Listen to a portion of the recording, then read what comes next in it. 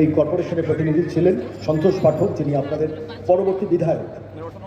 আমি এটুকু বলতে পারি পরবর্তী বিধায়ক। আর আমার অত্যন্ত শ্রদ্ধার মানুষ শঙ্কর ঘোষ, শিলিগুড়ি, যিনি জিতে এসছেন। এটা বলার অপেক্ষা রাখে না। আমার শিলিগুড়ির এক বন্ধুর সঙ্গে একদিন সকালেই কথা হচ্ছিল, বলছিলেন যে যা ভোট করেছে সব শঙ্কর তার ভোট করেছে। তো আমি বললাম যে কত মার্জিনে জেতাবেন, বললাম কয়েকদিন বাদে বলছি, 4 তারিখে জেনে যাবে। তো সেই মানুষটি মঞ্চে রয়েছেন এবং মঞ্চে অসংখ্য বিজেপির সমস্ত সিনিয়র কর্মকর্তারা রয়েছেন, মণ্ডলের দায়িত্বপ্রাপ্তরা রয়েছেন এবং আপনারা এই এলাকার মানুষ, শুধু নাগরিকবৃন্দ 48, 49, 50, 51 যাদের কাছে মাইক্রোফোনের আওয়াজ যাচ্ছে তাদের সবাইকে প্রণাম। এই এলাকাটার সঙ্গে আমি খুব পরিচিত। কেন জানেন? পেছনেই যে মানুষটির বসবাস ছিল, প্রদীপ ঘোষ, প্রয়াত হয়েছেন, শ্রদ্ধা থাকে। তার ছেলে সজল এখন কাউন্সিলর, বড়নগরের পরবর্তী বিধায়ক। এটা বলার জন্য কোনো জ্যোতিষ চর্চা লাগে না, লিখে রাখতে পারেন। সন্তোষটাকেও পাঠাতে হবে, বিধানসভায় পাঠাতে হবে। আমি বলছি সন্তোষটাকে আমি বহু কাল ধরেছি, কম কথা বলেন, কাজ বেশি করেন, এটা সৌভাগ্য। সেই জায়গায় আজকে চৌরঙ্গিতে এমন একটি মানুষকে প্রার্থী করেছে ভারতীয় জনতা পার্টির সর্বোচ্চ নেতৃত্ব। সর্বক্ষণ 365 দিন 24 ঘন্টা যে মানুষটাকে পাবেন। আপনারা বলুন তো, সংবাদপত্রে কতদিন সন্তোষ পাঠকের বক্তব্য শুনেছেন? কদিন সন্তোষ পাঠককে সমস্ত বিষয়ে ক্যামেরার সামনে এসে কথা বলতে দেখেছেন? দেখেন, সাইলেন্ট ওয়ার্কার।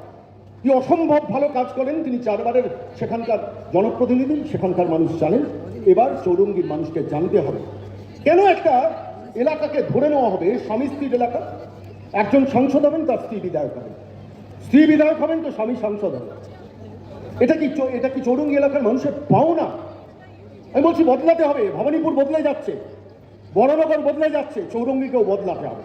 কেন বদলাতে হবে? শিক্ষিত বেকারদের চাকরি, অসংখ্য স্কিল লেবারদের চাকরি, পরিযায়ী বাঙালি যারা বাংলার বাইরে চলে গেছেন, 65 লক্ষ বাংলার বাইরে ছেলেরা চাকরি করতে গেছে, যারা ভোট দিতে আসছেন। এ মানুষগুলো কি অন্যায় করেছে, কি অপরাধ করেছে? দিনে রাতে বসে তৃণমূল নেতারা দিনের পর দিন, ঘন্টার পর ঘন্টা, মিনিটের পর মিনিট চাকরি বিক্রি করেছেন। আমিও কলকাতা বিশ্ববিদ্যালয়ের ছাত্র, হেয়ার স্কুলের ছাত্র ছিলাম। তাপসদা তখন ছাত্র নেতা ছিলেন। কোনোদিন তো এই অবস্থা হয়নি, এই পরিস্থিতি হয়নি। একটা অ্যাডমিশনের জন্য আমাকে 50,000, 1 লাখ টাকা খরচা করতে হবে। গত 15 বছর ধরে যে কালচারটা গড়ে উঠেছে, বদলাতে ইচ্ছে করছে না চৌরঙ্গীর মানুষের। যদি ভবানীপুর বদলায়, যদি নন্দীগ্রাম বদলে গেছে, যদি বড়নগর বদলায়, যদি পশ্চিমবঙ্গ বদলায়, চৌরঙ্গী বিচ্ছিন্ন দ্বীপের মতো থাকতে পারে না। 152টা কেন্দ্রে যে নির্বাচন হলো উত্তরবঙ্গ এবং জঙ্গলমহলে, একটা মানুষের মৃত্যু দেখেছেন আপনার? বুকে হাত দিয়ে বলুন তো। তৃণমূল কংগ্রেসের বন্ধুদের যদি মাইক্রোফোনের আওয়াজ কানে যায়, বুকে হাত দিয়ে বলুন। 2021 কি নির্বাচন দেখেছি, 2023-এর পঞ্চায়েত নির্বাচন কি দেখেছি? 56 জন মানুষের মৃত্যু, 58 জন মানুষের মৃত্যু দেখতে দেখতে আমাদের চোখের জল শুকিয়ে গেছে, সিঁদুর মুছে গেছে। ভাই দাদাকে হারিয়েছেন, দাদা ভাইকে হারিয়েছেন, বাবা সন্তানকে হারিয়েছে, সন্তান বাবাকে হারিয়েছে। এই বাঙালিকে বাংলার জন্ম দিয়েছিলেন রবীন্দ্রনাথ, বিদ্যাসাগর, বিবেকানন্দ, চিত্তরঞ্জন দাসের বাংলা। ভাবতে হবে প্রত্যেক বাংলার মানুষকে, তিনি বাঙালি হন, অবাঙালি হন, কেন এই কালচারকে সমৃদ্ধ করবো? একটি পরিবার ভবানীপুর থেকে বসে পিসি ভাইপোর কোম্পানি লুট করবেন, সাম্রাজ্য। আমরা তাও সবাই তার শরীর থাকবো। কি করেননি? 25,753 জনের কথা তাপসদা বলছিলেন। শুধু 25,753 জন। কত লক্ষ লক্ষ ছেলে মেয়ে পরীক্ষা দিয়েছে। 1 মার্চ, 8 মার্চ 16 লক্ষ ছেলে মেয়ে পরীক্ষা দিয়েছে। কিসের জন্য? সাধারণ স্কুলের শিক্ষকতার চাকরির জন্য, সাধারণ স্কুলের গ্রুপ সি, গ্রুপ ডি চাকরির জন্য। আমার পরিচিত বহু মানুষ আছেন MA, MSc, MCom পাস করে গ্রুপ ডি চাকরির পরীক্ষায় বসছেন একটা স্কুলের সুইপারের কাজ করার জন্য। এই বাংলা মমতা বন্দ্যোপাধ্যায় উপহার দিয়েছে। 16 লক্ষ ছেলে মেয়ে 1 মার্চ, 8 মার্চ এবারে পরীক্ষা দিল। সিট কটা? 8,000। আদতে ভ্যাকেন্সি কত? 63,000। বদলাতে ইচ্ছে করছে না। এই বাংলার বাঙালি, এই বাংলার অবাঙালি, এই বাংলার যে কোনো মানুষ, এই বহুহাজার সিটের মানুষ, আপনাদের সন্তানদের কিভাবে বড় করেন একটু ভাবুন তো। বাচ্চা ছেলেগুলোকে সকালবেলা টানতে টানতে মা যখন নিয়ে যায় হেয়ার স্কুল, হিন্দি স্কুল, সংস্কৃত স্কুল বা যে কোনো স্কুলে যখন নিয়ে যায়, ক্লাস 2, ক্লাস 3, ক্লাস 4, ক্লাস 5-এর বাচ্চাটাকে বাবা মা জোর করে স্কুলের মধ্যে ঢুকিয়ে দেন। দুপুর 3টে যখন বাজে, 4টে যখন বাজে, বাচ্চাটাকে নিয়ে দৌড়তে প্রাইভেট টিউটারের কাছে মা দৌড়ে যান। প্রাইভেট টিউটারের কাছে দৌড়ানোর আগে উল্টো দিকে রকে বসিয়ে কেক কিংবা একটু বিস্কুট খাইয়ে, জল খাইয়ে ঢুকিয়ে দেন প্রাইভেট টিউটারের কাছে। তারপর যখন সন্ধ্যে 6টা হয়ে বাচ্চাটাকে টানতে বাড়িতে নিয়ে চলে যান। বাড়িতে বাচ্চাটা শুয়ে পড়ে, ঘুমিয়ে পড়ে। বাবা প্রাইভেট কোম্পানিতে কাজ করে ফেলেন। সন্ধ্যে 8টার সময় বাচ্চাটাকে মা টানতে আবার বলে, ও তোকে পড়তে হবে, ভালো করে পড়াশোনা করতে হবে, একটা চাকরি পেতে হবে। পাড়ার প্রতিবেশী, আত্মীয় স্বজনকে বলতে পারি, অনেক কষ্ট করে তোকে মানুষ করেছি, ছেলেটা পড়তে বসে আবার ঘুমিয়ে পড়ে, মেয়েটা পড়তে বসে আবার ঘুমিয়ে পড়ে। বাবা বলেন মেয়ে বাচ্চাটাকে হয়তো অত্যাচার করো না। সেই ছেলেটা বড় হচ্ছে এই বাংলায়, সেই মেয়েটা বড় হচ্ছে বাংলায়। ক্লাস 2, 3, 4 করতে করতে যখন মাধ্যমিক পাস করছে, ফার্স্ট ডিভিশনে পাস করছে, মা উজ্জ্বল হাসি হেসে পাশের বৌদিকে, দাদাকে, দিদিকে মিষ্টি বিতরণ করছেন।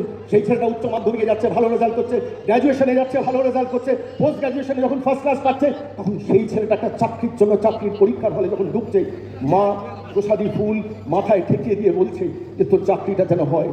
ছেলেটা একটা নয়, দুটো নয়, তিনটে নয়, চারটে নয়, পাঁচটা নয়, ছটা নয়, একটা 10টা, 11টা, 12টা পরীক্ষা দিতে দিতে ক্লান্ত হয়ে গিয়ে একদিন বুঝতে পারে এই বাংলা বাঙালির চাকরির জন্য নয়, এই বাংলা পার্থ চট্টোপাধ্যায়রা টাকা দিয়ে চাকরি কিনবে তাদের জন্য, দিনাঙ্কুররা চাকরি বিক্রি করবে তাদের জন্য।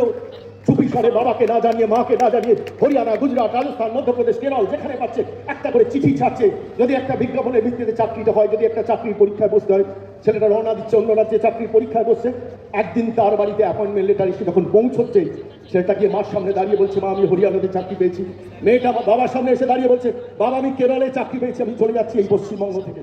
বাবা মার অবস্থাটা ভাবুন তো, আমি একটা ঘটনা বলছি না, হাজার হাজার লক্ষ লক্ষ ঘটনা সারা বাংলায় ছড়িয়ে রয়েছেন। আর সেইখানে কালীঘাটের কাকুকে গিয়ে অভিষেক বন্দ্যোপাধ্যায়ের টাকা তুলিয়েছেন, মাল তুলিয়েছেন, ক্যাশ তুলিয়েছেন। লজ্জা লাগে না বাংলার প্রত্যেকটা মানুষের, যারা তৃণমূল কংগ্রেসকে পাঠিয়েছেন নবান্নে, 15 বছর ধরে শাসন করছেন একটা রাজত্ব। তারপর একদিন ছেলেটা যখন চলে যাচ্ছে এই বাংলা ছেড়ে হাওড়া স্টেশনে, কে বাবা ট্রেনে সি অফ করতে যাচ্ছেন, শেষ পর্যন্ত ছেলেকে জড়িয়ে ধরে বাবা হাউ হাউ করে কাঁদছেন, বাবা আমার বয়স হয়েছে, আমি বেশি দিন বাঁচবো না, একটা করে ফোন রাত্রিবেলা করিস। ছেলে হরিয়ানা রওনা হয়েছে, চাকরি করছে, মেয়েটা হয়তো একটা চাকরি পেয়েছে, কোনো সময় মধ্যপ্রদেশ, কোনো সময় মহারাষ্ট্র, কোনো সময় গুজরাটে। মেয়েটাকে শিয়ালদা স্টেশনে সি অফ করতে গিয়ে মা জড়িয়ে হাউ হাউ করে কাঁদছেন, বলছেন আমাদের রেখে ভিতরে চলে গেলি, আমরা কাকে দিয়ে বাঁচবো বলতে পারিস তো? তারপর সেই মাকে বাবা টেনে নিয়ে আসছেন বাড়িতে, সারা রাত ফুটিয়ে কাঁদছেন মা। প্রতিদিন একটা ফোনের জন্য বসে থাকেন এই বাংলার কত অসংখ্য বাংলার মানুষ। মমতা বন্দ্যোপাধ্যায়ের এদের জন্য কোনো করুণা হয় না, কষ্ট হয় না, যন্ত্রণা হয় না। কেনই অপরাধ করবে বাংলা?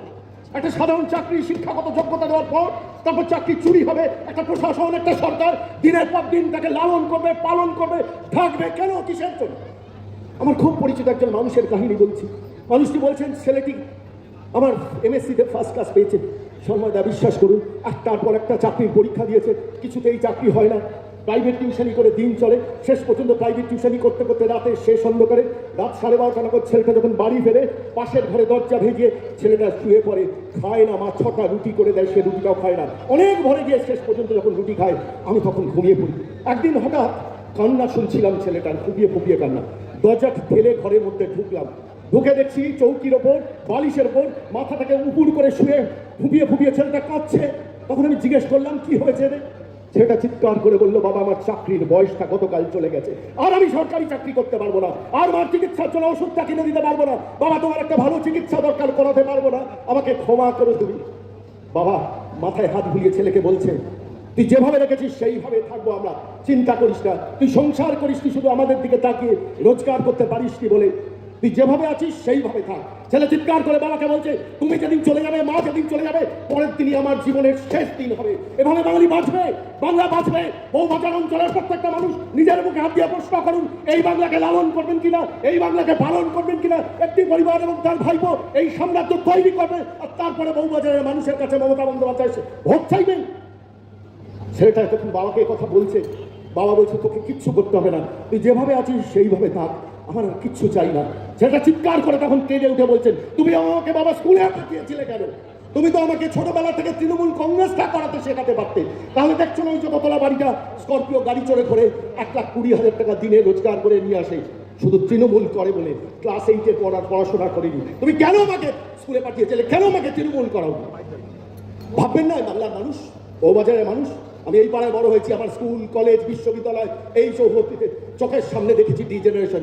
সিপিএমকে আমরা অনেক গালমন্দ করি, তাপসদা যেটা বলছেন চাকরি বিক্রি, স্কুলের কলেজের অ্যাডমিশন বিক্রি তো এই অবস্থায় দেখিনি। আচ্ছা বলুন তো, পাশের রাজ্য উড়িষ্যা যদি পারে, উড়িষ্যাতে ডবল ইঞ্জিনের সরকার এলো এবং সেইখানে মোহন চরণ মাঝি একজন আদিবাসী সম্প্রদায়ের মানুষকে ভারতবর্ষের প্রধানমন্ত্রী নরেন্দ্র মোদী সেখানকার মুখ্যমন্ত্রী করলেন। তিনি সম্প্রতি কলকাতায় এসেছিলেন, 4.5 ঘন্টার বিজনেস মিটে 1 লক্ষ কোটি টাকার বিনিয়োগ নিয়ে উড়িষ্যা চলে গেলেন।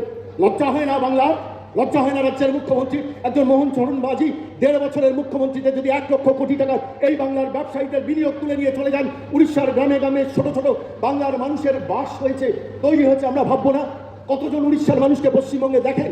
ছোটবেলায় আমরা দেখতাম কত মিলে উড়িষ্যার মানুষ কাজ করতে আসতেন, ছোটবেলায় আমরা দেখতাম কাঁধে ভাত নিয়ে জল যেতে উড়িষ্যার মানুষ। সেই উড়িষ্যার মানুষ বাংলায় আসে না, বাংলায় শিক্ষিত ছেলেরা উড়িষ্যার মাটিতে চাকরি করতে যায়। কার লজ্জা? 2021-এর দোষ আগে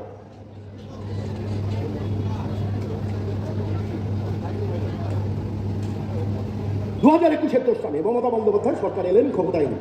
ওই একই দিনে অসমের মুখ্যমন্ত্রী হলেন হেমন্ত বিশ্ব শর্মা, অসমের মুখ্যমন্ত্রী। সেই মানুষটি ক্ষমতায় আসার আগে বলেছিলেন, আমি 3 কোটি মানুষের অসংখ্যে 1 লক্ষ সরকারি চাকরি দেবো। বিশ্বাস করে আমিও বিশ্বাস করিনি। তারপর কি দেখলাম, 5 বছরে তিনি 1 লক্ষ সরকারি চাকরির প্রত্যাশা দিয়ে 14 মাসে 2বার মেরাপ করে 50,000 শিক্ষিত বেকারদের সরকারি চাকরি পরীক্ষা নিয়ে দিলেন। আমার একজন অসমের আমলার সঙ্গে পরিচয় আছে, তিনি বললেন যে 1 লক্ষ ছেলে মেয়েকে যে চাকরির পরীক্ষায় বসিয়ে চাকরির অ্যাপয়েন্টমেন্ট লেটার হেমন্তজি দিলেন, একটা নিয়েও কোর্টে মামলা হয়নি। এই বাংলা তো আমরা দেখতে চেয়েছিলাম, হেমন্ত বিশ্ব শর্মা অসমকে দিচ্ছে। 3 মাসের মধ্যে মুখ্যমন্ত্রীদের শপথ দেওয়ার পর হেমন্ত বিশ্ব শর্মা চলে গেলেন অসমে, দিল্লির মাটিতে। নরেন্দ্র মোদীর ঘরে ঢুকেছিলেন, একটা ইন্টারভিউ বলেছিলেন যে আমি মোদীজিকে বললাম যে আমাকে একটা ভিক্ষে দিতে হবে, গিফট। মোদীজি জিজ্ঞেস করছেন, what is the gift you want from me? বলেছেন আমি অসমের মাটিতে রতন টাটাকে নিয়ে এসে একটা সেমি কন্ডাক্টর চিপের কারখানা তৈরি করতে চাই। ধরো আমি কি করবো? মোদীজি বলেছেন, বললে আপনি টাটাকে বলুন, টাটা কথা রাখবেন। 15 দিনের মধ্যে হেমন্ত বিশ্ব শর্মা রাজ্যে ফিরে যাওয়ার পর টাটা গ্রুপের কাছ থেকে ফোন, তারপর একটা ডেলিগেশন টিম। 3 মাস বাদে ওই অসমের মাটিতে আমরা দেখেছি বড় স্টেজ করে রতন টাটা মৃত্যুর আগে শেষবারের মতো অসম ভিজিট করলেন। পাশে সে ভারতবর্ষের প্রধানমন্ত্রী, পাশে হেমন্ত বিশ্ব শর্মা। 2021-এ যিনি মমতা বন্দ্যোপাধ্যায় নির্বাচিত হয়েছিলেন, সেই একই দিনে তিনিও শপথ নিয়েছিলেন। সেমি কন্ডাক্টর চিপের কারখানা অসমের মাটি পেল, অসমের অসংখ্য শিক্ষিত ছেলে মেয়েগুলো চাকরি পেল।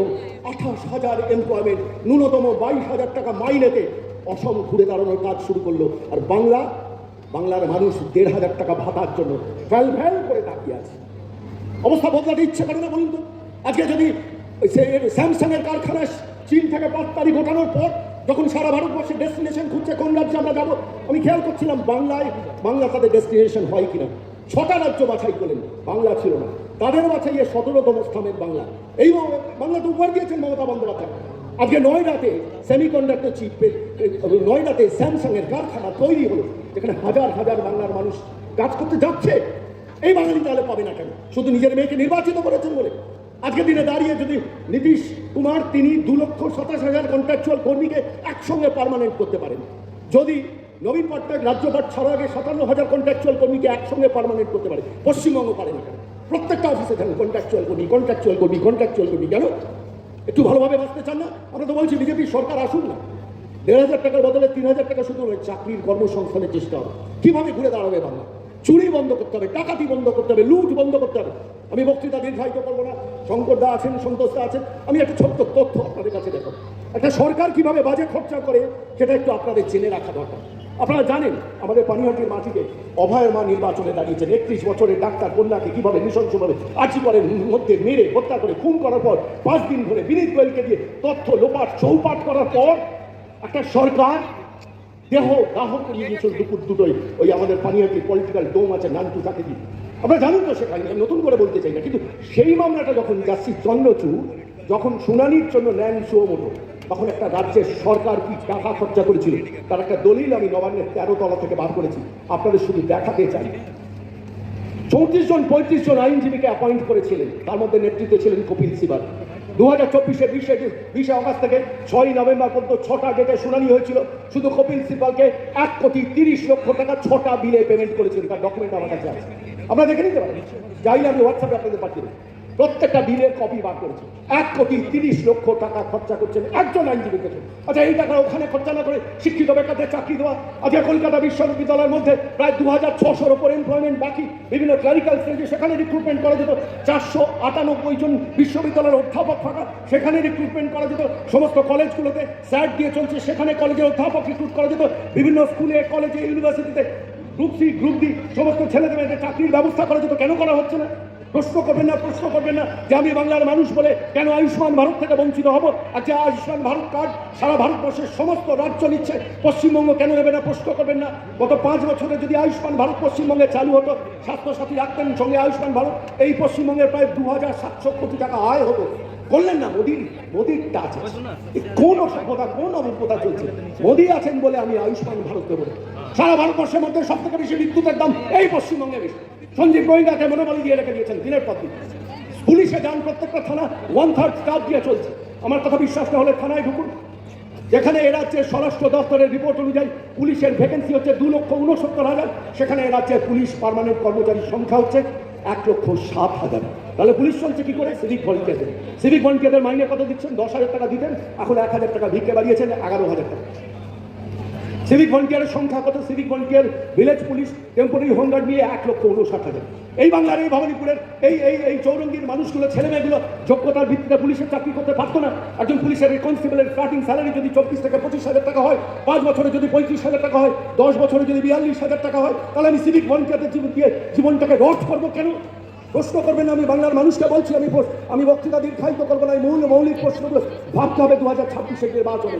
আমি এই মৌলারি বলে আমি যেতাম একটি কাজে, প্রতিদিন এক সিভিক ভলেন্টিয়ার বন্ধুর সঙ্গে দেখা। আমি জিজ্ঞেস করছিলাম একদিন, ভাই যে সিগারেটটা খাচ্ছেন, দামি সিগারেট, কোন কোম্পানি? বলতে পারবো না। একজন সাহেব কাঁচটা নামিয়ে আমাকে দিয়ে যান। আমি তাকে জিজ্ঞেস করেছিলাম কেমন আছে। সিভিক ভলেন্টিয়ারটা বলেছিল আর কেমন আছে। যখন বিয়ের সম্বন্ধ হয়েছিল, আমার হবু শ্বশুর মশাই ভেবেছিলেন আমি হবু পুলিশের সঙ্গে বিয়ে দিচ্ছি।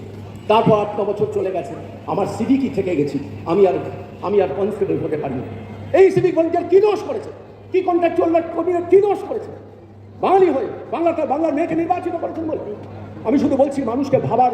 আমি ঘন্টার পর ঘন্টা তথ্য দিয়ে বলে দিতে পারবো এ রাজ্য সরকার কত বড় প্রতারক। সরকারি কর্মচারী, অবসরপ্রাপ্ত 12 লক্ষ সরকারি কর্মচারীদের দিয়ে আটকানোর জন্য কয়েকশো কোটি টাকা আদালতে গিয়ে খরচা করেছে। আইপ্যাকের মামলায় গত 2 দিন আগে আপনারা দেখেছেন শ্যাম দেওয়ান, সিদ্ধার্থ লুথরা, কল্যাণ বন্দ্যোপাধ্যায়, অভিষেক মনু সিংভি, কপিল সিবালকে দাঁড় করিয়েছেন। কত কোটি টাকা একদিনে খরচা করেছেন এরই আইডিয়া? 2.5 কোটি টাকা একদিনে খরচা করেছেন আইনজীবীদের। আর পেনশন হোল্ডাররা দীর্ঘশ্বাস ফেলবেন, কন্ট্রাকচুয়াল কর্মীরা দীর্ঘশ্বাস ফেলবেন, শিক্ষিত বেকাররা ঘরের কোণে হাউহাউ করে ফুপিয়ে কেনে চোখের জল নিচে প্রাইভেট টিউশনি করে সংসার চালাবেন। এটাই কি জীবন? আমি জিজ্ঞেস করছি এই অঞ্চলের, চৌরঙ্গী অঞ্চলের মানুষের কাছে। প্রশ্ন অনেক, ক্ষত গভীর। বদলে দিন না। তামিলনাড়ু বদলায় ডিএমকে, এআইডিএমকে, কেরল বদলায়, কখনো সিপিএম, কখনো কংগ্রেস, কর্ণাটক বদলায়, কখনো কংগ্রেস, কখনো বিজেপি। পশ্চিমবঙ্গ কেন বদলাবে না? একটি পারিবারিক সাম্রাজ্যকে স্থায়িত্ব রূপ দিতে এটা ভাবতে হবে। এই পরিবর্তন যদি না করেন, এই পশ্চিমবঙ্গ একদিন কিন্তু পূর্ব বাংলাদেশের মতো পশ্চিম বাংলাদেশ হবে। পাশের রাষ্ট্র বাংলাদেশে যখন চিন্ময় প্রভু তাকে একজন হিন্দু সন্ন্যাসীকে ধরে প্র্যাকটিক্যালি খুন করতে গিয়েছিল সেখানকার রাষ্ট্রীয় প্রশাসন, রাজ্যের মুখ্যমন্ত্রীর কাছ থেকে তো একটা মিনিমাম প্রতিবাদ আশা করেছিলাম। প্রোটেস্ট কেন করেননি? চটে যাবেন কেউ বলে। যখন আনসারুল্লাহ বাংলার জাসেমউদ্দিন রহমানিকে যখন মোহাম্মদ ইউনূস জেল থেকে রিলিজ করে দিলেন, তিনি প্রথম মেসেজ দিয়েছেন পশ্চিমবঙ্গের মুখ্যমন্ত্রী মমতা বন্দ্যোপাধ্যায়কে। বলেছিলেন, দিদি আপনি ভারতবর্ষ থেকে বেরিয়ে আসুন, নরেন্দ্র মোদীর ভারতবর্ষ থেকে বেরিয়ে আসুন, আমরা গ্রেটার বাংলাদেশ করবো। পূর্ব বাংলা থাকবে, পশ্চিম বাংলা থাকবে, ঝাড়খণ্ড থাকবে, বিহার থাকবে। চিৎকার করে সোশ্যাল মিডিয়ায় ভাইরাল হওয়া মেসেজে কাউকে দিয়ে প্রতিবাদ করেননি, একটা প্রতিবাদ করেননি। একটা কমিউনিটি খেপে যাবেন বলে এই মুখ্যমন্ত্রী আপনারা চেয়েছেন। রেড রোডে নামাজের অনুষ্ঠানে গিয়ে মুখ্যমন্ত্রী বলছেন বিজেপি প্রবর্তিত হিন্দু ধর্ম গন্ধা ধর্ম। কতটা যন্ত্রণা বুকে নিয়ে আজকে বাংলার হিন্দুরা বেঁচে আছেন একটু ভাবুন তো। বুকে হাত দিয়ে ক্ষমা চেয়েছেন, ক্ষমা চাননি। কেন চাননি? কিসের জন্য চাননি? অন্য ধর্ম সম্বন্ধে এই কথা বলা যায়? বলতে পারেন? প্রফুল্ল ঘোষ মুখ্যমন্ত্রী ছিলেন, বিধানচন্দ্র রায় মুখ্যমন্ত্রী ছিলেন, প্রফুল্ল সেন মুখ্যমন্ত্রী ছিলেন, অজয় মুখোপাধ্যায় মুখ্যমন্ত্রী ছিলেন, সিদ্ধার্থ শঙ্কর রায় মুখ্যমন্ত্রী ছিলেন, জ্যোতি বসু মুখ্যমন্ত্রী ছিলেন, বুদ্ধদেব ভট্টাচার্য মুখ্যমন্ত্রী ছিলেন। কারুর তো প্রয়োজন হয়নি রেড রোডে গিয়ে একটি ধর্ম সম্বন্ধে আরেকটি ধর্মীয় মঞ্চ থেকে এই ভাষা বলার। হুমায়ুন কবির তৃণমূল কংগ্রেসের বিধায়ক 2024-এর 12ই ডিসেম্বর চিৎকার করে বলছেন আমি বাবরি মসজিদ পশ্চিমবঙ্গে তৈরি করব। সেন্সার করেছিলেন মমতা, অভিষেক করেন, চেয়েছিলেন বাবরি মসজিদ হোক। বিজেপি এলে কিন্তু মসজিদ হতে পারে, বাবরের নামে মসজিদ করতে দেবে না, বিজেপি ঘোষিত হয়ে যাবে। জান না আপনারা বুকে হাত দিয়ে বলুন, যদি আপনি তৃণমূল হন, বাবরের ঐতিহ্যকে লালন পালন করে একটি রাজনৈতিক দল, সেটাকে আপনারা সহ্য করবেন? হুমায়ুন কবির যখন তৃণমূল কংগ্রেসের বিধায়ক মুর্শিদাবাদের মাটি থেকে দাঁড়িয়ে চিৎকার করে বলছেন আমরা 70% ওরা 30% ভাগীরথীর জলে আমরা ভাসিয়ে দিতে পারি। প্রতিবাদ করেছিলেন মমতা বন্দ্যোপাধ্যায়, প্রতিবাদ করেছিলেন অভিষেক বন্দ্যোপাধ্যায়, প্রতিবাদ করেছিলেন সুদীপ বন্দ্যোপাধ্যায়রা করেননি কমিউনিটিকে খুশি করার জন্য। এই অবস্থাটা, এই ব্যবস্থাটা বদলে দিতে হবে। প্রত্যেকটা মানুষকে অক্সিজেন নিতে হবে। ঘরের সন্তান যদি অন্যায় করে, সেই সন্তানকে শাসন করা বাবা মার কাজ। তৃণমূল কংগ্রেসকে যারা ভোট দেন, ভোট দিয়েছেন, ভোট দেবেন বলে ভাবছেন, তাদের কাছেও 29 তারিখে সেই শাসনের দিন, সেই শাসনের দিন যেদিনকে সবক শেখানো দরকার। তৃণমূল কংগ্রেসকে ঘরের ছেলেকেও শিখিয়ে দিয়ে বলা দরকার, এনাফ ইজ এনাফ, বাড়িতে বিশ্রাম নাও। 5টা বছর বিজেপিকে আসতে দিন, তারপর বিজেপি খারাপ কাজ করলে, সন্তোষটা সার্ভিস না দিতে পারলে সন্তোষটাকে বলবেন you are no longer required. এটাই তো গণতন্ত্রের ধর্ম হওয়া উচিত। সেই ধর্মটাই পাল্টে দিয়েছে। বাঙালির অস্তিত্ব রক্ষার লড়াই কিন্তু 29 তারিখ। এই দিন যদি ভুল করেন, আমি প্রত্যেক এই অঞ্চলের 48, 49, 50, 51 নম্বর ওয়ার্ডের যত দূরে মাইক্রোফোনের আওয়াজ যাচ্ছে, মনে রাখবেন যে আপনাদের একদিন অনুশোচনা করতে হবে, অনুতাপ করতে হবে। আপনি যখন বেঁচে থাকবেন, আপনার সন্তান তার অনুতাপ গ্রহণ করবেন। আপনি বুঝতেও পারবেন না, কিংবা আপনি বৃদ্ধ হলে একদিন বলবেন আমি তো ভুল করেছি। তার প্রায়শ্চিত এই পশ্চিমবঙ্গ করছে। বদলাতে ইচ্ছা করে না?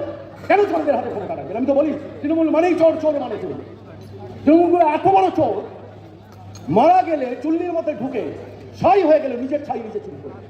এরা এত বড় চোর, আপনি যদি মহাকাশযানে পাঠান, স্পেসে গিয়েও নাট বল্টু খুলে কলকাতায় এসে স্ক্র্যাপের বাজারে বিক্রি করে। এরা এত বড় চোর, চাঁদে পাঠালে চাঁদের বালি চুরি করে নিয়ে সেখানে বেঁচে। সেই চোর রাখবেন কি রাখবেন না? চোর তাড়াবেন কি তাড়াবেন না? মানুষ হিসেবে বাঁচবেন কিনা, অক্সিজেন নিয়ে বাঁচবেন কিনা, আরো একটু কর্মসংস্থান, আরো একটু শিল্প, আরো একটু ব্যবসা করতে হবে তো। মোদীজি থাকলে, পশ্চিমবঙ্গে বিজেপির মুখ্যমন্ত্রী থাকলে এই ব্যবস্থাটাই বদলে যাবে। সেই ব্যবস্থা বদলানোর দিন 29 এপ্রিল। সন্তোষ পাঠককে রেকর্ড ভোটে জিতিয়ে চৌরঙ্গীর ইতিহাস তৈরি করুন। আপনাদের প্রতি শ্রদ্ধা বাড়বে। ভবানীপুর বদলাচ্ছে, বরানগর বদলাচ্ছে, আশেপাশের অনেক কেন্দ্র বদলাচ্ছে, চৌরঙ্গীকেও বদলাতে হবে 29 এপ্রিল। নমস্কার, ধন্যবাদ।